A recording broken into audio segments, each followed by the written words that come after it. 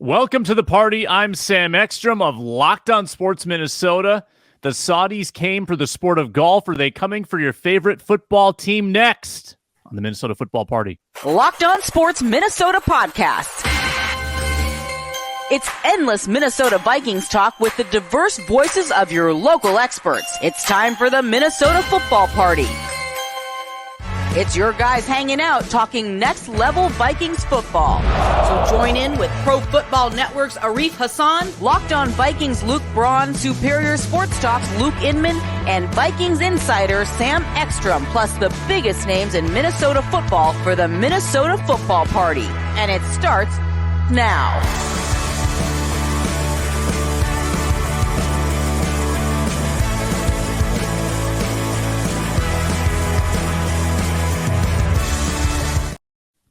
It's a Reggie Wilson Wednesday on the Minnesota Football Party. Welcome to the show. Like every Wednesday and Friday, we've got KARL-11 sports director and anchor Reggie Wilson joining Luke and me. He's on Twitter at Reggie Wilson TV, bringing you the news on Channel 11. Luke Inman, usual sidekick at Luke_Spinman. Today, fellas, I got to bring this Live PGA merger into the conversation. I've been obsessively consuming the commentary over the last 24 hours. I've got some thoughts on whether this reality that is now professional golf could ever infiltrate the National Football League. We'll talk about that. And Luke is going to quiz me on what happened at Minnesota Vikings OTAs yesterday, our third open practice that we've attended. Got some nuggets for you there. We've got Twitter questions. We've got YouTube polls that I think are intriguing that Luke put up yesterday. So plenty to get to on today's Mailbag Show with Sam, Luke, and Reggie. And it's brought to you by FanDuel Sportsbook, the official sportsbook partner of Locked On. Make every moment more at FanDuel.com/LockedOn to get started today. And before we dive into the content too, reminder that we are free on YouTube. Subscribe to Locked On Sports Minnesota. Leave a comment, please, and ring that bell so we can have more subscribers, more people can find the show, and that's just good for everybody.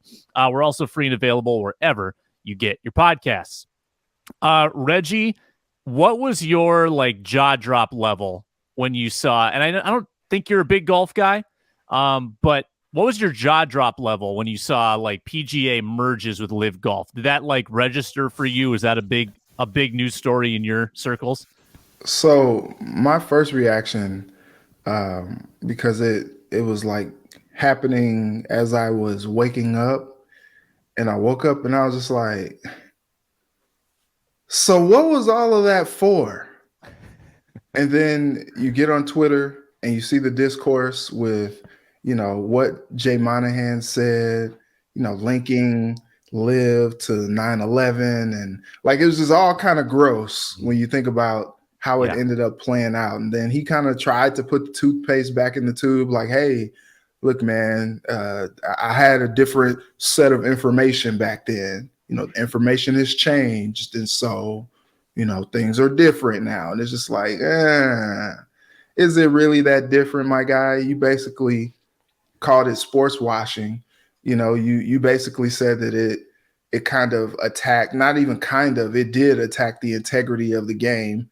You had some of the best golfers in the world spurning 9-10 figure offers from Live Golf. I think they offered Tiger Woods something like $800 million to come over and be a part of their tournament.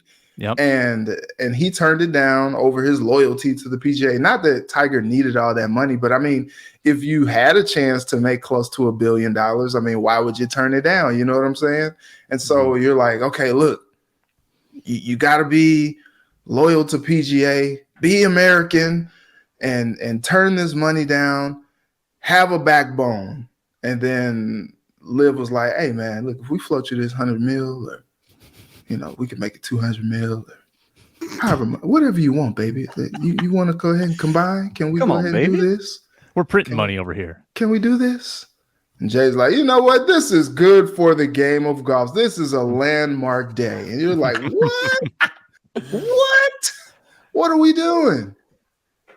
The greasy commissioner archetype He fits it so well. Just like Yeah, kind of the slime. There's a slime or a sludge just like dripping off of him. Yeah. he would make Gary Bettman and Rob Manfred proud. Roger Goodell's like, couldn't be me. Sam, I had more questions than answers right away. I know you're my go-to PGA guy. I mean, so in a nutshell, and I don't want to go too deep into the weeds here. This is a Vikings football show, but just in a nutshell, I was listening to Rich Eisen and a couple big takeaways.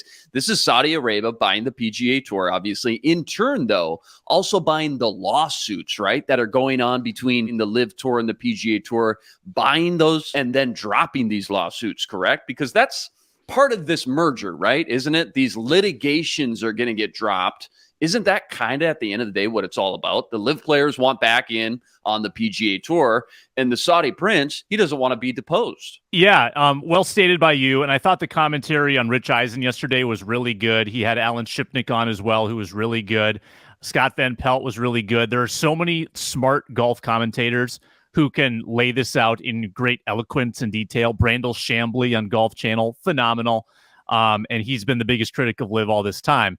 But the PGA Tour had beefed up its payouts so substantially in combination with these exorbitant legal fees that the PGA Tour was theoretically siphoning money. And they, unlike the Saudis, there's a bottom of that well.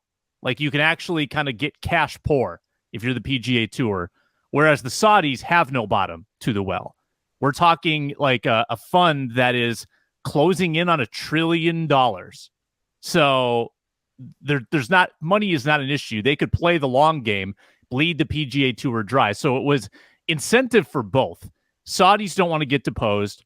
PGA Tour was sick of sinking resources into this fight. And they basically said, well, this is maybe a compromise that gets us both out of that hot water and allows this, you guys get the influence and we get your money. And Jay Monahan, I get a pretty nice payout here, I bet. Let's link this, though, to football, because I think now that the Saudis have bought golf, they've got an English Premier League franchise, they're into F1.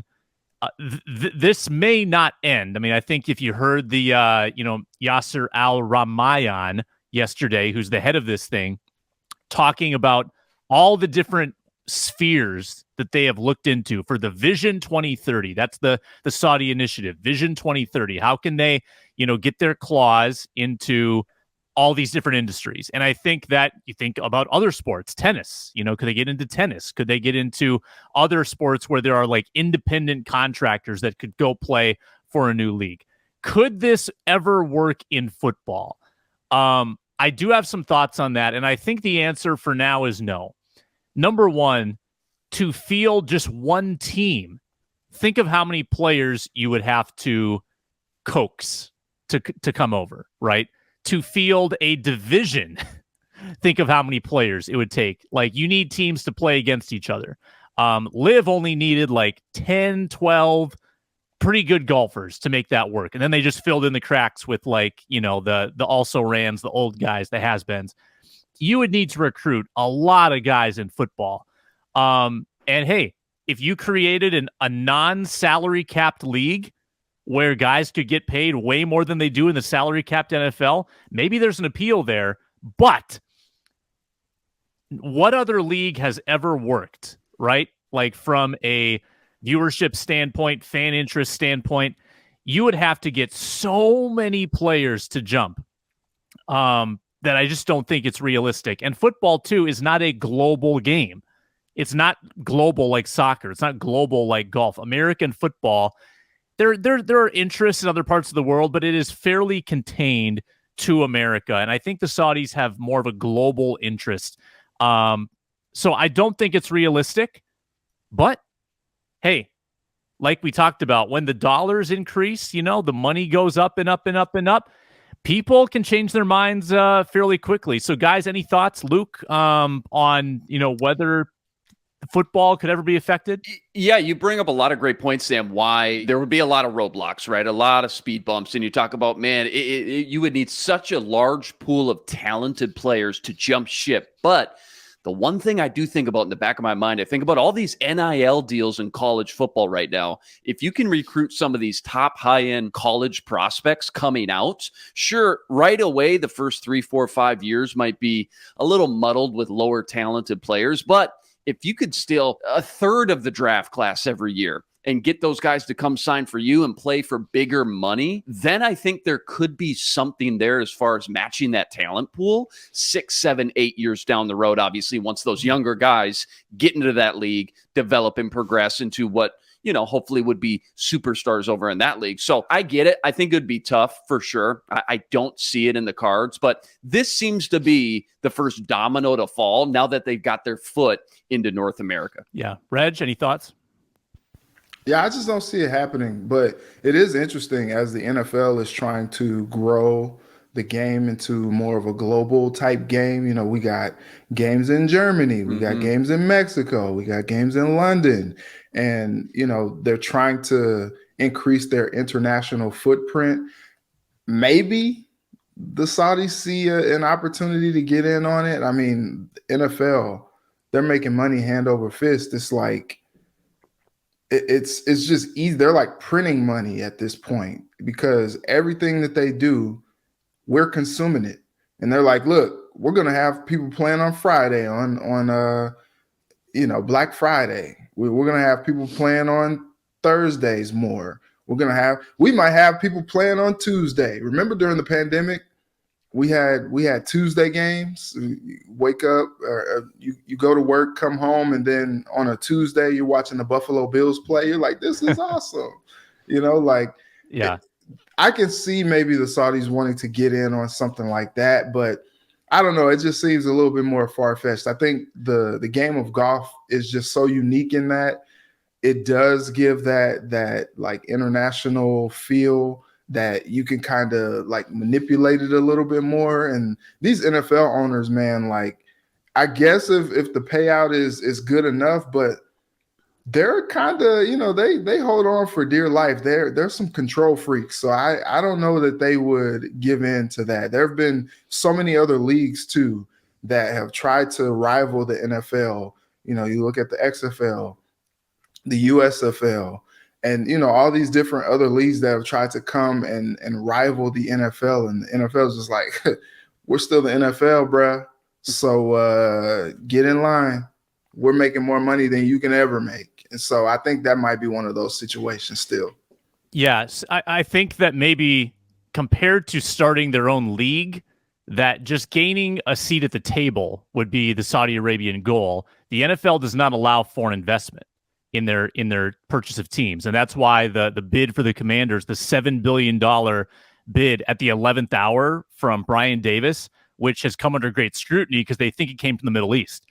And that, I think, is where the Saudis would maybe get a foothold, is if, and Pro Football Talk has written about this, that eventually the NFL is going to have a franchise overseas.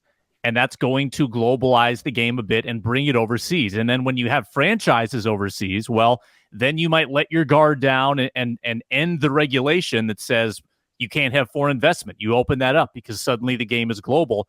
Then they buy a franchise. Now, the fact that there is a salary cap in the NFL and probably always will be kind of prevents them from muscling their way around, right?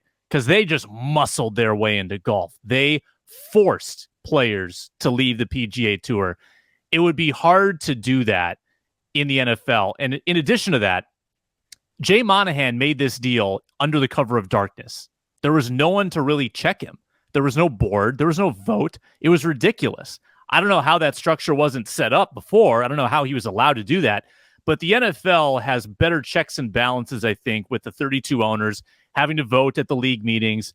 To let anything dramatic get into the league, I think would have to come with their approval. So I don't think this is an imminent threat to football because of the size of the rosters, the size of the organization. I think that, though, you look at other sports, maybe a basketball. Basketball is a global game, and there are many fewer players required to form a competitive team or league. That I think would be a bigger target, less formidable target for a foreign government. Very interesting stuff. A reminder that today's show is brought to you by FanDuel Sportsbook, the official sportsbook partner of Locked On. Make a fast break to the FanDuel Sportsbook app for the NBA Finals. It's the Heat and the Nuggets tonight in South Beach. Nuggets favored by 2.5. Ron Johnson said he's taking the Heat plus 2.5. You can do that too. And if you're a new customer, you can get a no sweat first bet up to $2,500 back in bonus bets if your first bet doesn't win. It's a great, easy-to-use app. New promotions all the time. Get paid instantly. So get that no-sweat first bet, too, up to $2,500 back in bonus bets if your first bet doesn't win. No better place to bet the playoffs than at FanDuel Sportsbook, the official sportsbook partner of Locked On and official sports betting partner of the NBA. All right, Luke, you told me you've got a couple questions about OTAs. I happened to be there yesterday. I've got a couple observations. Hit me with anything you got. So let's switch gears to the defensive side of the ball. I've heard a lot about this dime defense. If so, who's been in that dime defense personnel-wise? Danielle Hunter, he's been absent. Obviously, Za'Darius Smith is gone as well. So who's been the primary edge rushers? And then with Harrison Phillips out, what's that starting three defensive linemen look like right now as well? Yeah, so a lot of Tonga. Kairos Tonga has been the Harrison Phillips replacement in most of the packages. I thought yesterday's situational period was the most fun that I've had watching them at OTAs so far, because we saw them kind of in a real game-like situation, down 23-21, 55 seconds on the clock. Offense had to go about 40 yards to get in field goal range. It was a great drill. Flores was running dime pretty much the whole time. And the dime put Patrick Jones and DJ Wanham on the edges with Davenport in between them. So 3 down linemen. You had Hicks and Asamoah as your linebackers. And then I think Murphy was taking it easy, maybe getting getting to vet day. So Murphy wasn't on the field. So it was Blackman in the slot, Evans and Booth on the outsides, Metellus roving around as the wild card, and Smith and Bynum at safety. Josh Metellus, you guys, he's been probably the defensive surprise of camp so far at the expense of Lewis Cine. Lewis Cine has been pretty clearly, I think, the 4th safety in the pecking order. And I don't think that's an injury-related thing. Like, he has been getting reps just with the 2s, never the 1s, and rarely on the field in those 3 safety looks. It's been all Metellus, guys. And that gets us also to a question I got from G6 on Twitter. Is Cine coming along slowly, or has he just been bad? If Bynum is still ahead of him on the depth chart, that won't look good. I mean, to the first part of that, I don't think he's looked bad. Like, I think that it's a testament to Lewis Cine that he's running around full speed and he's healthy. That's the most important thing. Let's remember, he only had about 4 weeks in the league before he got hurt. So it's kind of like he's just an advanced rookie. You know, he really didn't get a lot of experience last year, so he's going to have to be brought along. I don't think he's looked bad. And it's also kind of hard to look bad in these settings because there's not a lot that can go wrong. They're kind of bringing you along in baby steps. I just think that Bynum is a starter in this league. I don't think that Cine would have started at any point last year, guys. I don't know if you disagree with me, but Reggie, I thought that Bynum earned the job in week 1 and would have held it probably for most of the year, regardless of if Lewis Cine was healthy. Yeah, I agree. And Cam Bynum really kind of came on last year. He showed some flashes in his rookie year, and then he went on to I think it was 81 tackles, 2 interceptions last season. You know, it's a movie. I just think that it's kind of telling. We were talking about this even last year before Lewis Cine had the unfortunate leg break over in London. He was just not cracking the lineup. You have a first round pick that you traded back to get, and he can't see the field on defense. He's playing special teams. And you're like, okay, maybe he's a late bloomer. Maybe he's slow to come on in the defense. They don't want to put him out there yet. He might be a liability and all that. But the reason why you got him is because you thought that he was such a good, like, veteran football player because, you know, he spent that time at Georgia. He was good on the back end of that defense and a smart guy who had been in the fire a little bit, and you got him. You thought that maybe he could just seamlessly transition, and it is kind of telling. I kind of liken it to San Francisco. They bring in Sam Darnold, and they're just singing all of his praises.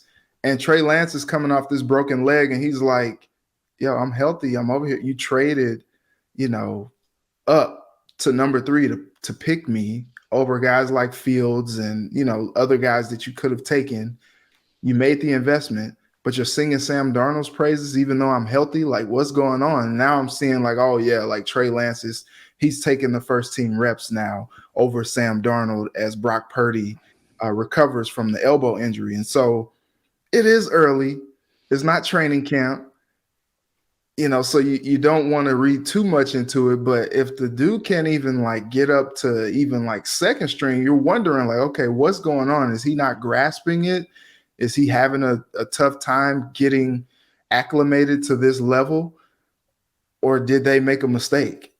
It is early, but those are the type of things you wonder when you see him out there and he's healthy and he's flying around, but he's not cracking the lineup over guys like Metellus or Cam Bynum, and he's a first-round pick. Guys, I'm old enough to remember when Derek Cox and some other veterans were starting over guys like Trey Waynes when he was younger and Mac Alexander. I remember when Chad Beebe was getting reps over Justin Jefferson in OTAs. This is what happens. It's a marathon, not a sprint. You mentioned it, Sam. This guy only got action in 3 games. He was a rookie before that. Take it slow with this kid. And I think the fact that in training camp last year and even preseason, the fact that we never did see him get first team reps, we still got that itch. We're like, well, when is he finally going to crack that bubble here? When's he finally going to get these first team reps? But you got to remember, coming off that brutal injury, it's a blessing that he's even out there right now. I think that was the biggest surprise of OTAs those first few days. Lewis Cine's out there with no brace and he's moving around. He looks great. It's a long grind. It's a marathon. Take it slow with this kid. And remember, we talked about this yesterday, Sam, safety. It might be the deepest position on the Vikings roster, either side of the ball. I mean, they got 4 legitimate players right now, so there's no rush. It's a good problem to have. You trust Brian Flores will find a way to maximize and get the best 11 guys on the field. I think Lewis Cine will find his way into that equation, whether it's a 3-safety set, whether a guy gets a little hobbled or banged up at a certain point in the season. Lewis Cine was a first-round pick for a reason, and the coaches will find a way to get him on the field. We got to pump the brakes just a little bit, though. Coming off that brutal injury, there's no need to rush him back and have him go 0 to 100 in, what is it, early June? Relax, guys. We'll be okay. Lewis Cine's going to be a good football player. Yeah, and if you want to be disappointed about Lewis Cine being 4th on the depth chart, that's fine. Mm-hmm. But you should be equally excited that the Vikings have a former 6th-round pick who is playing himself into a role. That's phenomenal. That's, a feather in Rick Spielman's cap for finding someone that could hang around for this long. And he did that a few times in his tenure as GM, where he'd find those kind of scrappy late round defensive backs who became good special teamers and played their way into a role in the secondary. Jaron Kearse comes to mind. Chris Boyd comes to mind. Robert Blanton got some starting run there for a little bit. Bob Blanton. Yeah. Mm-hmm. Yeah. That was quite an era. So I think that Metellus looks really good out there, guys. And I don't think that his presence means that Cine is struggling. I just think that Metellus has multiple years playing in the NFL, multiple years of health that Cine did not have last year. And I think they just like his skill set. So that's very interesting to watch. Quick follow-up here, Sam. I know Wes Phillips stepped up to the podium. Just quick takeaways or knee-jerk reaction. I know he was asked about Josh Oliver. He spoke glowingly about just his size, his ability to help in the run game as a run blocker, but he remembered scouting him coming out of San Jose State. A great natural pass catcher as well. But anything else from Wes Phillips? I know one other side story that's been going on is just Kirk Cousins in year 2 and just understanding the verbiage in the playbook, not having to think when he goes out there. That's great on one side of the coin. It makes me think, devil's advocate, maybe some rookies like Jordan Addison are going to take a little bit more time to adjust to the playbook, just with their heads spinning, not only going from college to the pros, but maybe this offense is just such a diluted offense that it takes maybe a season or 2 to fully grasp. Is that fair to think? Well, Wes Phillips was asked about the complexity of being a rookie receiver in this offense. And he said, yes, it is complicated, and we are not going to spoon feed them and baby them along. We're going to throw it at them so that they can, we have high expectations of our young receivers. And in that sense, yeah, I think that they drafted Jordan Addison for a reason, though.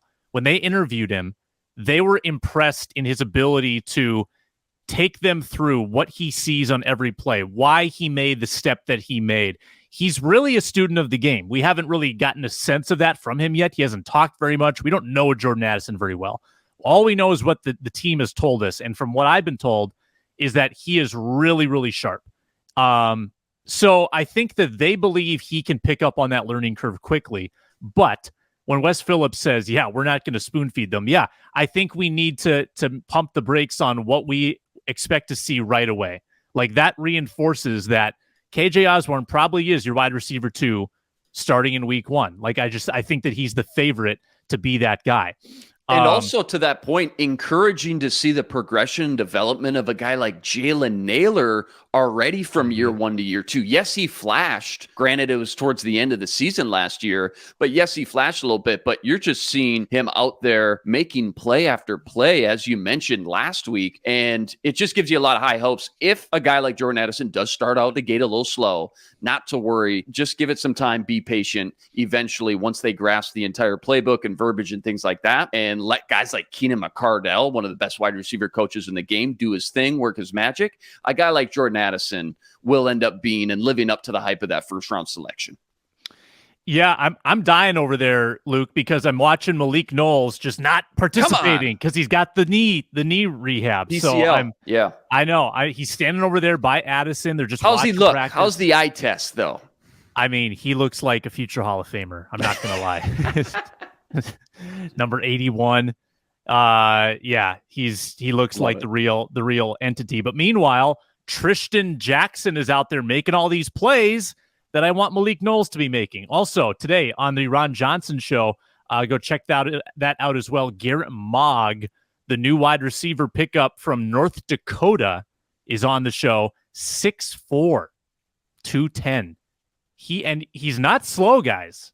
He's pretty fast. 6'4". I really liked watching him yesterday. I kind of had my eyes on him most of the time. Practice squad guy, for sure. I mean, I think he's definitely in the mix. Reggie, what are some or anything has kind of caught your eye here over these 3 OTAs or yesterday? Any reports that you saw that caught your attention? Honestly, I think it's been all about the defense. Really haven't talked a whole lot about the offense. I think everybody expects the offense to be good. They are running into a good problem, which is they are developing these receivers. For you to talk about Jalen Nailor, yeah, he can kind of step up and be a guy that you think could make some plays in this offense. And now when you're talking about all the weaponry that Kirk Cousins has at his disposal next season, you're looking at an offense that maybe could score like 30 plus points a game, But I think what has really been the focus is this defense. Everybody's just been talking about, we had Marcus Davenport yesterday. He was talking about how the defense makes, you feel you play a little bit more free, which gives you a little bit more opportunity to make more plays. And, all the things, Cam Bynum, we had him on yesterday. He was talking about how they looked at some of the old Miami Dolphins tape and seeing all the crazy things that the defense did with Brian Flores. And they're like, oh man, like we're doing that now as well. Like he was saying how, where he might be a safety, but on a certain play, he might be a linebacker. On another play, he might be an edge rusher.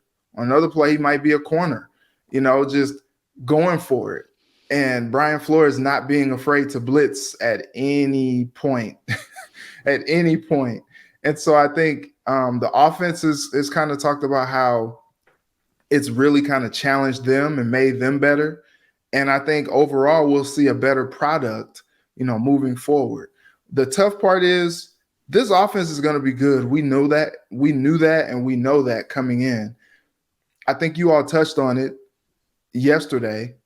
It's, the first quarter, the scripted plays are good. In the fourth quarter, coming back, they're good. But the second and third quarter, like finding more consistency throughout the game And I think the defense being what it is now, I think it's going to challenge them to see more looks, to see more things that, I think last year, beyond the scripted plays, maybe the defense with Donatel didn't give them enough information to know like what could work, what won't work, and what will work ultimately against different coverages, because though they had looks that they hadn't seen, come game day they're like, oh shoot, like we didn't necessarily plan for that, so we're seeing a bunch of 3-and-outs. And maybe they see some things in practice against Brian Flores' defense. They're like, okay, maybe these are things we can exploit if a defense wants to get aggressive like this, or if a defense wants to do this, because we've seen all these different looks that we can take advantage of. And maybe we see more sustained drives. Maybe we see more successful drives from them on offense. I just think the whole thing can help from top to bottom. But Brian Flores does have his work cut out for him. He's got to figure out who's going to be his starters on defense in that cornerback lineup. He's still working through this safety thing. I think that'll play out in training camp. And then who's going to be coming off the edge? Are we going to see, step forward for, some of these guys like DJ Wanham and the guys that are kind of behind Danielle Hunter and behind Davenport? Is Davenport going to step up and do more than just a half a sack that he did last season? I think he has a lot to show and prove. And, yesterday he talked about being violent, and that's what he brings to the game. So if he can do that and contribute at a high level and stay healthy, I think this defense is going to be okay. But there are a lot of question marks because they're doing something different than what they've done in years past. And the personnel it's kind of made up of some unproven guys at, week 1 to week 17, week 18 level. And I will say this too. Both kickers were perfect yesterday. We got a kicking competition brewing. Look out, G-Money. Hey, Sam, just off Reggie's point, Marcus Davenport sounds like you mentioned last week. He's lining up a little bit all over, hand in the dirt, standing up. But right now with no Hunter, you got Pat Jones, you got DJ Wanham. Any sighting of Andre Carter, the undrafted rookie from Army, and where was he at kind of in the pecking order?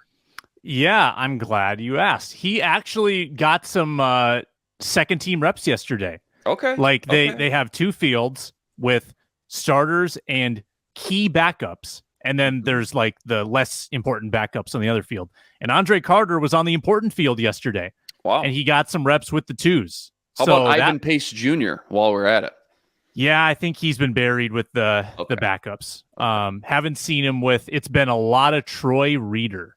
The signing that I think we all overlooked when it happened. We're like, yeah, who cares? Yeah. He's probably he's the new Nick Vigil. He's the leader in the clubhouse to be that base package, 15 reps a game guy, the Ben Gideon, the Nick Vigil, the old Chad Greenway role. Greg Biekert.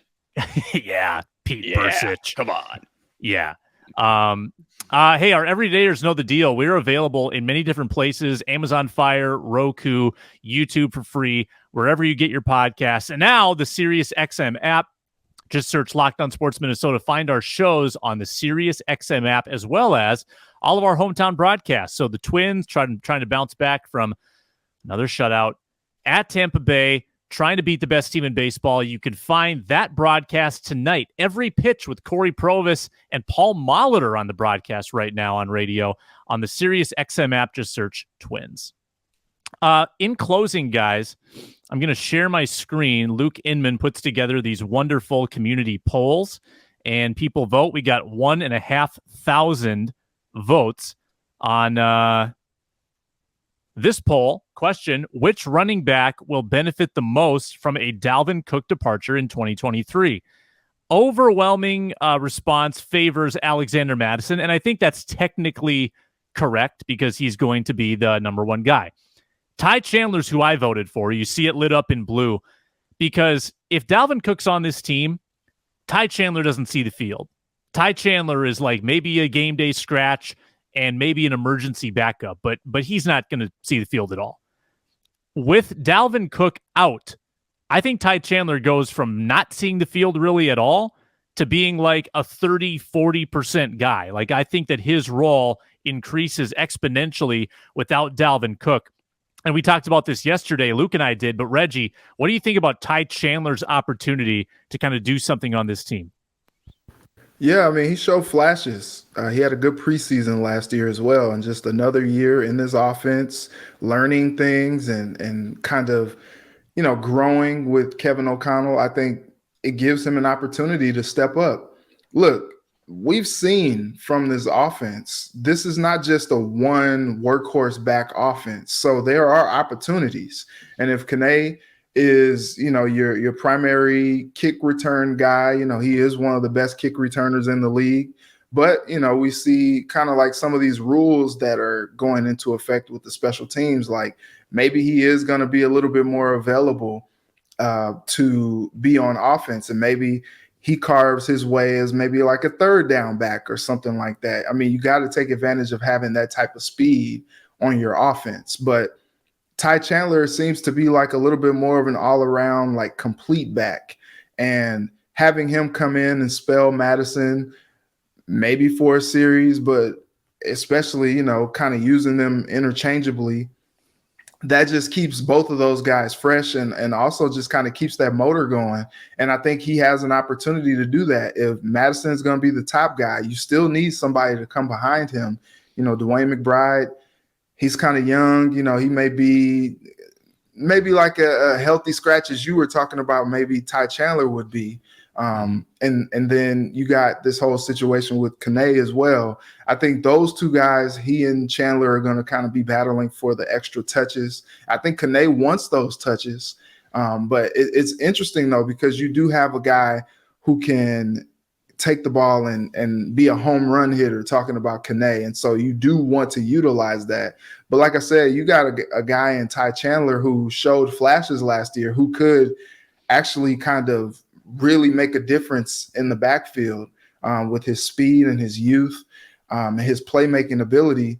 I think they're in a good position to see what they can do as Madison kind of leads the pack.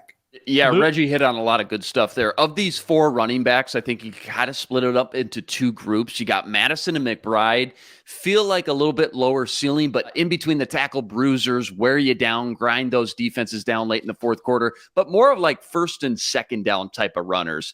Kene and Ty seem to be a little bit more of those home run splash hitters. And I think the big difference between the two, as we even saw last year when all three of us were banging the table, why isn't Kene getting involved a little bit more in the offense? Kevin O'Connell handpicked. In fact, Kwesi traded up even in the fifth round to go get Ty Chandler. There's something about this kid that they really seeked out and wanted on this roster. Kene, obviously, as much as we love him, as explosive as he's been in the kick return game, he comes from a different regime.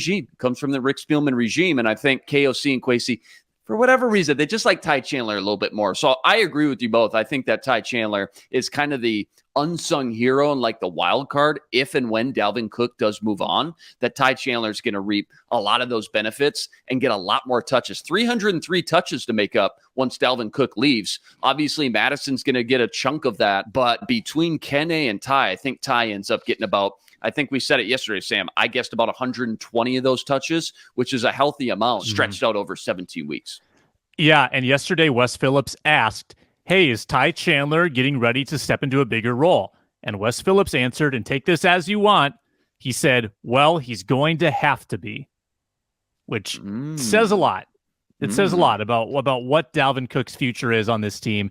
Dalvin Cook is becoming Stephon Diggs with the tweets. Reggie, I don't know if you were around Stephon enough to have detected this, but he was the cryptic, ambiguous Twitter guy. You never knew if it was something breaking news, if he was just having a day, if he was kind of into his feelings. But Dalvin Cook's tweet 1 hour ago, just a chef emoji. Just a chef emoji. What does it mean? We don't know. Just letting people know he's him. He's him. He'll cooking. Cook you up. He's cooking, baby. Yeah. He's making breakfast. I just want to note real quick about Wes Phillips talking about Ty Chandler. He also mentioned how good he was in the passing game as well. We actually saw that a little bit last year and then at North Carolina as well. And if he can show that he's crisp and polished in the passing game as well, I think Ty Chandler is going to have a huge advantage in that rotation as well. But yeah, Dalvin Cook, cryptic tweets. I don't know what to think anymore, guys. It's just it's kind of exhausting. I think we all circled June 1st on our calendars months ago, and now that date is come and gone. Now I just don't know what to think. Nor do I. With that, we'll wrap it up for the day. Tomorrow on the Minnesota Football Party, Lewis Cine and Luke Braun back with us. That's Luke Inman at Luke_Spinman. He authors the NFL Draft Buzz newsletter. Find it weekly. You can subscribe at lockedonpodcast.com/newsletters for free and get not only the latest NFL Draft Buzz, NFL Draft Fallout, but also just NFL storylines every week here at Locked On. Reggie Wilson doing the news, KARE 11, the sports director and anchor, and we appreciate his contributions. I'm Sam Ekstrom at Sam Ekstrom. Follow along there for Vikings updates and show updates here on Locked On Sports Minnesota. Thanks for watching today. Back with you tomorrow. Ty Chandler, upside. Think Tony Pollard. Be blessed. Spread love.